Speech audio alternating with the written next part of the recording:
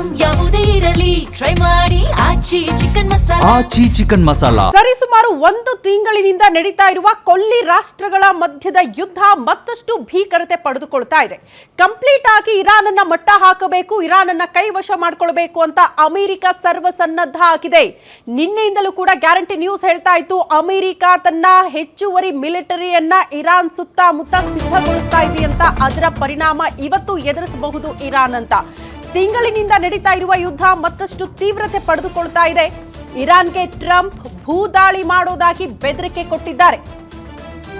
Iran ದ್ವೀಪ ವಶಪಡಿಸಿಕೊಳ್ಳೋದಕ್ಕೆ America ಸರ್ವಸನ್ನದ್ಧ ಆಗಿದೆಯಂತೆ. ಹಾಗಾಗಿ military ಸಿದ್ಧತೆಗಳಾಗ್ತಾ ಇತ್ತು. ನಿನ್ನೆ ಅಮೆರಿಕದಿಂದ 2,000 ಸೈನಿಕರ ನಿಯೋಜನೆ ಮಾಡಲಾಗಿದೆ ಇರಾನ್ ಸುತ್ತಮುತ್ತ. ಅಮೆರಿಕ ಯುದ್ಧ ನೌಕೆಗಳು ಮಧ್ಯ ಪ್ರಾಚ್ಯದತ್ತ ಎಂಟ್ರಿ ಆಗಿದೆ ಅನ್ನೋದರ ಡೀಟೇಲ್ಸ್ ಇದೆ. ಹರ್ಮುಜ್ ನಿಯಂತ್ರಣ ಧ್ವಂಸಕ್ಕೆ ಅಮೆರಿಕ ನಿರಂತರವಾಗಿ ಕಸರತ್ತು ಮಾಡ್ತಾ ಇದೆ.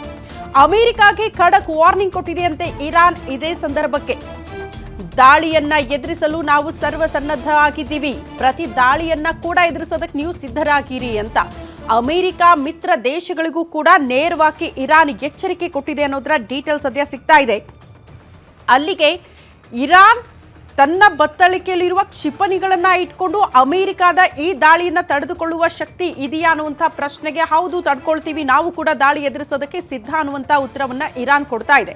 ಗೊತ್ತಿಲ್ಲ, 1 ತಿಂಗಳಿಗೆ ಕಾಲಿಟ್ಟಿರುವಂತಹ ಯುದ್ಧ ಮತ್ತಷ್ಟು ತೀವ್ರತೆ ಮತ್ತಷ್ಟು ಭೀಕರತೆ ಪಡೆದುಕೊಳ್ತಾ ಇರೋದ್ರಿಂದ ಇನ್ಯಾವ ಮಟ್ಟಕ್ಕೆ ಹೋಗುತ್ತೋ ಈ ಯುದ್ಧ ಅನ್ನೋದು ಸಹಜವಾಗಿ ಆತಂಕವನ್ನ ಸೃಷ್ಟಿ ಮಾಡ್ತಾ ಇದೆ.